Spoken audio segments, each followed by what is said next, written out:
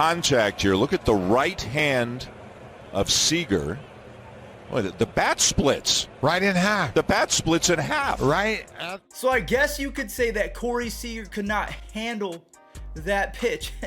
Just kidding, he could, because that was an RBI single. We're gonna show the rest of that Rangers versus Blue Jays game in just a second, because what's going on, everyone? It's Fuzzy. Welcome back to yet another MLB recap. If this is your first time on the channel, don't be afraid to stick around. Hit that subscribe button, as well as save yourself 20 bucks off on SeatGeek if you're going to any baseball games anytime soon using code Fuzzy. Vladimir Guerrero Jr. in that same game hit a 118-mile-per-hour home run. Steven Kwan, the rookie for the Guardians that I was talking about yesterday, is basically Jesus Christ himself in the batter's box, and Shohei Ohtani made even more history. What can't this guy do? Let's go ahead and talk about a few NL West teams, shall we? We have the Giants facing off against the Miami Marlins, and this is exactly why you do not bench Jazz Chisholm. I don't care if a lefty's on the mound, a righty's on the mound. He is an elite athlete, and he is so much fun to watch over there at second base. And then one of my favorite prospects in baseball made his debut, Elliot Ramos.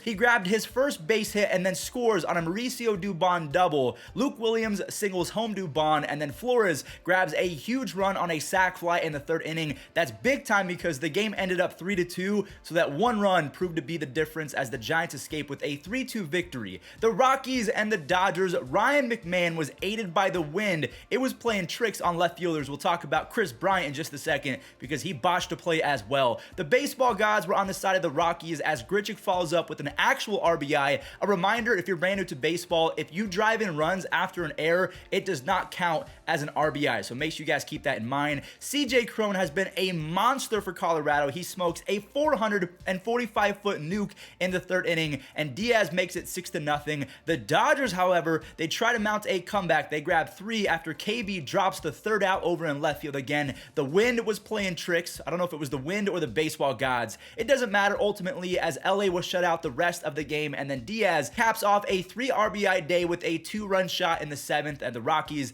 they beat up the Dodgers 9-4, and it should have been 9-1 in my opinion. The Padres versus the Diamondbacks. Slam Diego is back. Jurickson Profar, I'm not gonna lie, looks like he put on some weight just like Santiago Espinal. He is driving balls to the gaps and over the wall with ease this year, smacking 2 home runs already. Jorge Alfaro joins in on the party as well. He had a fantastic spring training in regards to power, so look for him to be a sneaky catching option if you're looking for a guy that can hit 15 and 20 bombs. Nick Hummel had a cool moment though. Even though the Diamondbacks got smacked in the mouth, his first ever hit in the big leagues is a 440-foot 3-run blast. His family was in attendance, and we love moments like this. All right, let's go ahead and move on over to a few AL matchups. We have the Rangers facing off against the Jays, and from the get-go, it looked like this was the Toronto Blue Jays game to lose. Springer and Matt Chapman both hit home runs, and a reminder, Matt Chapman is one of the best defensive players to ever exist. So if he can get back to 30 home run Matt Chapman, they are going to be almost unstoppable offensively. Nick Solak and Danny Jansen, they trade home runs, and then like we mentioned, Vladimir Guerrero Jr. upstaged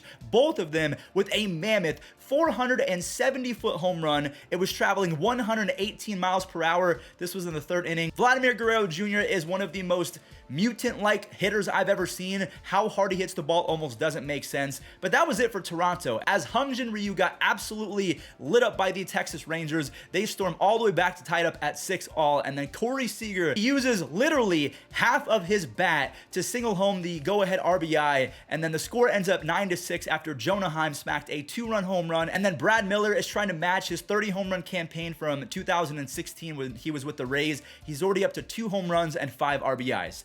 One player that also had 5 RBIs, Oscar Mercado. Yeah, he did that in yesterday's 17-3 ball game. So Cleveland scored 1 run total in the first 19 innings of 2022. There's 1 run. Okay, cool. That is 2 runs. Okay, Jesus might be coming back because that's 6 runs in the first inning off the Mercado grand slam, and then he had a sweet grab in the bottom half of that inning. But wait, there's more. Ahmed Rosario scores Miles Straw, and Babe Ruth, Stephen Kwan, he gets driven in as well. Owen Miller ropes a double down the left field line to score 2. That's how fast Rosario is. He can score on a line drive to left field from first base. Cleveland ends up with 13 before the 8th, and then J-Ram, he turns on a pitch to bring home Kwan again. The final score was 17-3, and I had a ton of fun watching this, mostly because Steven Kwan has been Jesus in the batter's box, going 5 for 5 in yesterday's contest. He is 8 for 10 on the season, and he has been on base in 10 out of the 12 plate appearances. How? Let's talk about a few other AL Central teams. The White Sox versus the Tigers, the final game of this first series. TA7, Tim Anderson was back after a 2-game suspension. He doubles on the very first pitch of the game and then scores after Abreu grounds out. Abreu then connected, not on a ground out, but for a long double in the 3rd inning, and Josh Harrison makes it 4-1 on an infield single. And this was the Michael Kopech show. He struck out 3 and 4 innings and only allowed 1 earned run on 2 base hits. The Sox poured salt in the wound in the 7th with Eloy and Vaughn breaking the lead open to 9-1. Then for good measure, Andrew Vaughn singles home Jose Abreu to complete a 4 RBI night, and this kid can mash. Chicago wins their first series versus the improved Tigers, but I expect the Tigers to get better as the season progresses. Minnesota versus Seattle. Byron Buxton saws himself off, but is somehow able to rip a home run on this pitch, and then El Kraken wanted to make his presence known as well with a 450-foot grand slam. This Twins offense is going to be stupid, especially considering Byron Buxton then had a home run later on, so he has 3 consecutive home runs and 3 consecutive at-bats. Adam Frazier and Mitch Haniger, they bring the Mariners within 2 runs, but then Kepler and Polanco, they weren't having a comeback. Kepler goes 411 feet, Polanco goes 424, and then both of those guys were beat out by Carlos Correa. He obliterates a 458-foot home run, and then Gary ends up with 5 RBIs after a double in the 7th. If this team had some pitching, a lot of people would probably pick them to make the World Series and maybe compete with the Blue Jays and the ALCS, but until I see some solid pitching, I don't think that anyone considers them a favorite, even though Byron Buxton, over his last 103 games, has 26 doubles, 35 home runs, 21 DRS, that is defensive run saves, which might be the most impressive part of what I just read off. He has been the right-handed Barry Bonds with 99 speed and 99 defense, so if he can stay healthy, he's going to put up a 15-WAR season, I feel like. The Rays and the Orioles, this one wasn't close from the start. Tampa Bay, they score a few to grab a 2-0 lead, and then Brandon Lau quickly doubles the lead with a 440-foot blast. He had 39 home runs last year, so let's see if he can break the 40 club this year.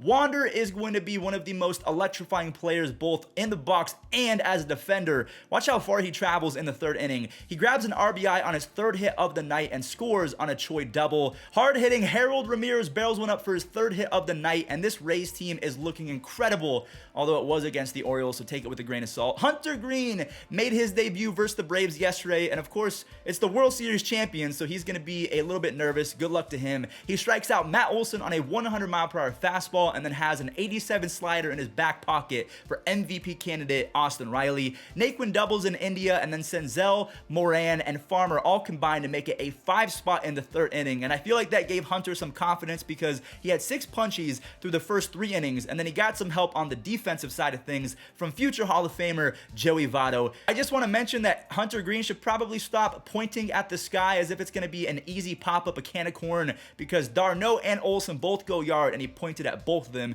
so don't be doing that, Mr. Hunter. Either way, he ends up with his first career W after throwing 100+ miles an hour 20 times, so the kid can absolutely swing it. So he gets his first W, and so do the Nationals after beating the Mets 4-2. Nelson Cruz, Mr. Boomstick, is now sitting at 450 career home runs. Can the 41-year-old phenom ever get to 500? He's 50 away, so he's going to have to average 25 over the next 2 seasons. That's a tall task if you're asking me. Lindor heard some overrated chants from Washington fans and immediately answered by turning on a pitch for a home run. Juan Soto later on in the game almost made an incredible catch, but the Mets go up 2-1. And then the suicide squeeze. It's labeled as a sacrifice squeeze, but I'm calling it a suicide squeeze because this was crazy. Fox brings home Strange Gordon, and then Nelson Cruz delivers again, this time on a game-breaking 2 RBI single, and then Tanner Rainey picks up his first save of the year for the Nationals' first win. The Pirates Ooh, they beat the Cardinals yesterday, even though this could be the year that Nolan Arenado wins MVP. He jumps on a two-seam for his second home run of the season, already up to 7 RBIs, so he's got 2 home runs and 7 RBIs. Michael Chavis matches half of that production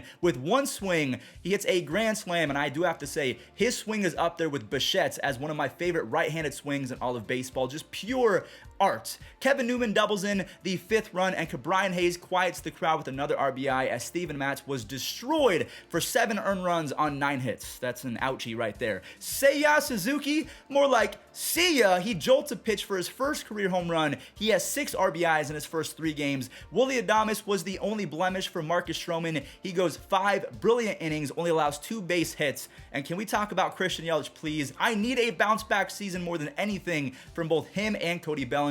His double jump starts a Milwaukee rally, and Rowdy Tellez hits a big boy home run. Frazier ends up scoring on a wild pitch for the Cubs, but then former Tampa Bay legend Mike Brasso unties it with one swing of the bat, and Hader, he comes in, he is absolutely nails as that closing pitcher. 2 strikeouts as Milwaukee gets in the win column finally. The Astros versus the Angels, Kyle Tucker. I want to mention that Tyler Wade of the Angels can fly on the bases, and Tucker made it look easy. He didn't even have momentum. He was kind of flat-footed. This guy has a cannon. Jose Urquidy was locked in through 4 innings, and he finally got some help from the offense in the 5th after a few Angels miscues. Some more Angels sloppy play allowed the Astros to put up 2 more in the 8th, and it would have been more if Joe Adell didn't fly out of nowhere to rob Nico Goodrum of a 3-run home run. The Astros basically rubbed the Angels on their head, ruffled their hair, and reminded them who's daddy, even though Shohei Ohtani in this game made history. 119.1 mile per hour off the bat, which I think is a StatCast record for a left-handed hitter. Again, what can't Shohei do? He runs like a deer, he pitches at an almost elite level, and with the stick, he can hit a ball almost 120 miles an hour. I mean, after hitting 40-something home runs and winning MVP. Okay.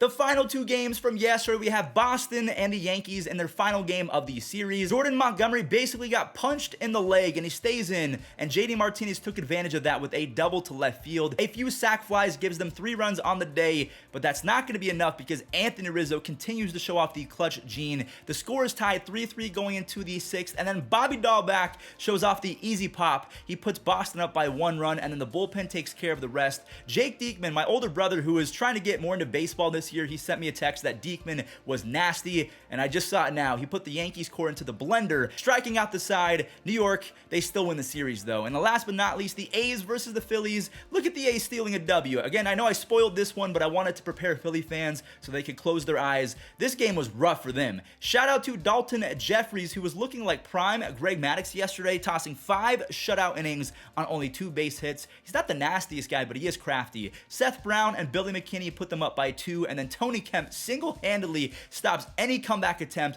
with 2 sick web gems, and then he decides that wasn't enough. He sneaks in an RBI in the 9th inning. So I know the A's lost the series, but they put up a fight, and good for them. Now, real quick, before we get into the other web gems to end today's video, I want to talk about Jack Leiter. He made his professional debut and ended with 7 strikeouts in 3 innings. So if the Rangers can continue to score anywhere from 7 to 15 runs a game, which I feel like that's what's going to happen, they're going to have Jack Leiter in that rotation in the next year or 2, and if Dane Dunning can really improve and become a stud, I feel like the Rangers can make some noise fairly soon. But thank you all so much for watching. Remember to use code Fuzzy on SeatGeek if you're going to any baseball games or concerts, and enjoy the rest of the web gems from yesterday. It's Darren Ruff with a fly ball out to deep left field. Soler near the wall, leaps, and he makes the catch. Tapper over the head of Boxberger. Adames got him at first base. Teams will look to take advantage. Runner goes now, swing and a miss, going to get it.